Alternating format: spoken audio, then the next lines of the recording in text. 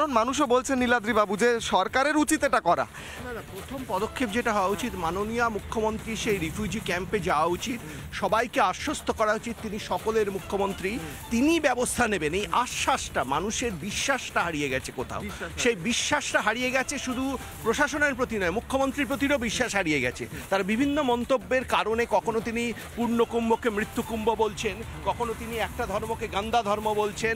এই সমস্ত কিছু বিভিন্ন মন্তব্যের ফলে মানুষের মুখ্যমন্ত্রীর উপর বিশ্বাস হারিয়ে গেছে, প্রশাসনের উপর বিশ্বাস হারিয়ে গেছে। কারণ মুখ্যমন্ত্রী পুলিশমন্ত্রী, মুখ্যমন্ত্রী নিজের বিশ্বাসটা, তার প্রতি মানুষের বিশ্বাসটা ফিরিয়ে এনে ওখানে যাওয়ার সাহস, উনি সাহস পাচ্ছেন না। কেন যেতে পারছেন? সাহস পাচ্ছেন না, মানুষের মুখোমুখি দাঁড়াতে পারছেন না, কারণ মানুষ বলছে তাই মুখ্যমন্ত্রী।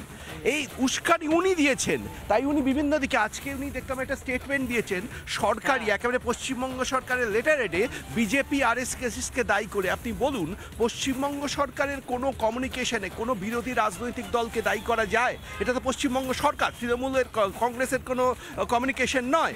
অথচ উনি একটা রাজনৈতিক বক্তব্য দিয়েছেন, বিভিন্ন লোককে দায়ে চাপাচ্ছেন। একবার বলছেন বাংলাদেশ, একবার বলছেন বিজেপি আরএসএস, কিন্তু মূল প্ররোচনাটা বহু মানুষ মনে করছে মুখ্যমন্ত্রীর থেকে এসেছে। তার বিভিন্ন অসংলগ্ন মন্তব্য এবং সাম্প্রদায়িক মন্তব্যের ফলে আজকে বাংলায় আগুন জ্বলছে। এই আগুন নেভাবার দায়িত্ব মমতা বন্দ্যোপাধ্যায়ের। তিনি যদি একবার জিজ্ঞেস করবো কয়েকজনকে, দাদা নিজের রাজ্যে নিজের দেশে যদি কেউ রিফিউজি হয় তাদেরকে ফেরানোর ব্যবস্থা কি সরকারের নয়? হ্যাঁ, সরকারই তো। মুর্শিদাবাদের হিন্দুরা নিজেদের রাজ্যে নিজের দেশে তারা স্কুলে গিয়ে আশ্রয় নিয়ে রয়েছে, এটা কি আদৌ ভালো মনে হচ্ছে? হাওয়া না, ভালো না, তাদের তো যেতে হবে নিজের ঘরে। কিন্তু তাদের সব পুড়িয়ে দেওয়া হয়েছে, সব জ্বালিয়ে দেওয়া হয়েছে। সেটা তো মুখ্যমন্ত্রীর দোষে হয়েছে। এটা মুখ্যমন্ত্রীর উচিত ওখানে যাওয়া নয়? হ্যাঁ, একবার যেতে হতো। মুখ্যমন্ত্রীকে যেতে হতো, মুখ্যমন্ত্রীর উচিত যাওয়া। দাদা মনে করছেন যে নিজের রাজ্যে, বেশ আমি আরও কয়েকজনের কাছে যাওয়ার চেষ্টা করব, তার আগে আমি আরও একবার যাই।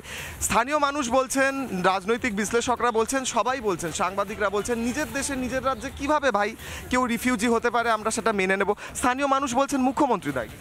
না না, এটা তো সারা বাংলার মানুষ আজ বলছেন। উনি উস্কানি দিয়েছেন, স্পষ্ট ভাষায় উস্কানিমূলক বক্তব্য, যেটা হয়তো ওনার উদ্দেশ্য ছিল না, কিন্তু সাম্প্রদায়িক তোষণ করতে গিয়ে, ওনার যে রাজনীতি, ভোটের রাজনীতি করতে গিয়ে নিশ্চয়ই উনি মনের দিক থেকে হিন্দু 100 বার বাণী, উনি বাড়িতে কালী পুজো করেন, নিজে ভক্ত, কিন্তু ভোটের রাজনীতির দায় উনি করছেন, সাম্প্রদায়িক তোষণের রাজনীতির দায় করছেন, সেটাই বাংলায় আগুন জ্বেলেছে। তাই তিনি প্রথমে বললেন বাংলাদেশ থেকে এই উস্কানি দেওয়া হয়েছে, তারপরে বলছেন বিজেপি আরএসএস, এবার কাকে বলবেন ঠিক নেই।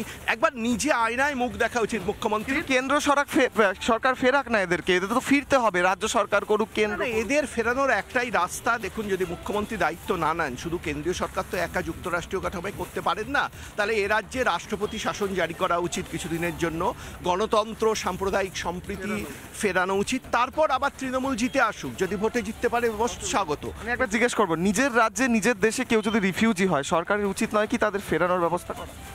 সরকার যদি সেরকম হয় তাহলে করবে। এটা তো উত্তরপ্রদেশে হয় না, এরকম উত্তরপ্রদেশে হয় না, অন্য কোনো জায়গায় হয় না। সব জায়গায় কি সংখ্যালঘু নেই? আসামে সংখ্যালঘু বাংলার থেকে বেশি, আসামে হয় না। বাংলায় কেন হচ্ছে বলুন তো? হাওয়াটা কোন দিকে যাচ্ছে? তো সরকার দায়ী, সরকার দায়ী, আপনার মানে অ্যাপিসমেন্ট পলিসি দায়ী। কারণ ভাবুন তো, আপনি বাজার করছেন, আমি ইন্টারভিউ নিচ্ছি, আর আমাদেরই বহু সহনাগরিকরা এই মুহূর্তে স্কুলে আশ্রয় নিয়ে রয়েছে, এটা আদৌ মেনে নেওয়া যায়? কোনো মতেই মেনে নেওয়া যায় না, এটা কোনো সভ্য সমাজে মেনে নেওয়া যায় না। কারণ মানে ভারতবর্ষে যদি গণতন্ত্র থাকে, সেটা তো কোনো একটা পক্ষের জন্য না, দুপক্ষের জন্যই হওয়া উচিত। সেটাই। থ্যাংক ইউ, অনেক ধন্যবাদ। আপনার নামটা দাদা? আমার নাম শিবেন্দু বিকাশ বর্ধন। হ্যাঁ, শিবেন্দু বিকাশ বর্ধন। ইয়েস। শিবেন্দু বিকাশ বর্ধন বাবু বলছেন যে এটা কোনো মতে মেনে নেওয়া যায় না। স্থানীয়রা বাজার করছেন, ঘুরছেন, কিন্তু আমার কথা হচ্ছে, কন্যাশ্রী মা বোনেরা বলছে আমাদের চাই না, আমাদের বিএসএফ ক্যাম্প চাই মুর্শিদাবাদে। না না, বাংলার নারীরা যেখানে অসুরক্ষিত, তাদের ওপর যৌন আক্রমণ হচ্ছে, তারা দাবি করছেন, আমি দাবি করিনি। হিন্দুরা, একটি সম্প্রদায়ের মানুষ যেখানে অসুরক্ষিত, যেখানে মুখ্যমন্ত্রী উস্কানিমূলক বক্তব্য দিচ্ছেন, সেখানে দাঁড়িয়ে আমরা আর কি আশা করতে পারি? এখন কেন্দ্রীয় সরকারের উচিত আরও কিছুদিন দেখে এ রাজ্যে রাষ্ট্রপতি শাসন জারি করে এ রাজ্যে সাম্প্রদায়িক সম্প্রীতিটা ফেরানো। কারণ সম্প্রীতি যদি না থাকে বিভিন্ন সম্প্রদায়ের মধ্যে, তাহলে কিন্তু বাকি দেশেও আগুন জ্বলবে। আপনার মনে রাখা উচিত, 46-এ প্রথম কলকাতায় আগস্ট মাসে আগুন জ্বলেছিল ডিরেক্ট অ্যাকশন ডেতে। আজ সেদিন ছিলেন মোহাম্মদ আলী জিন্নাহ, আজকে মমতা ব্যানার্জি। তারপর সারা দেশে সেই আগুন ছড়িয়ে পড়েছিল। আজকে যাতে এই আগুন সারা দেশে না ছড়িয়ে পড়ে সেই জন্য আধুনা মোহাম্মদ আলী জিন্নাহ মমতা ব্যানার্জির সরকারকে বরখাস্ত করে রাষ্ট্র প্রশাসন জারি করে সমস্ত ধর্মের মানুষ সবকা সাথ সবকা বিকাশ হওয়া উচিত। হিন্দু, মুসলমান, খ্রিস্টান, বৌদ্ধ সমস্ত মানুষের ঐক্য ফিরে আনা। নানা ধরনের কন্টেন্ট দেখার জন্য লাইক করুন, শেয়ার করুন আমাদের ফেসবুক পেজ, সাবস্ক্রাইব করুন আমাদের ইউটিউব চ্যানেল।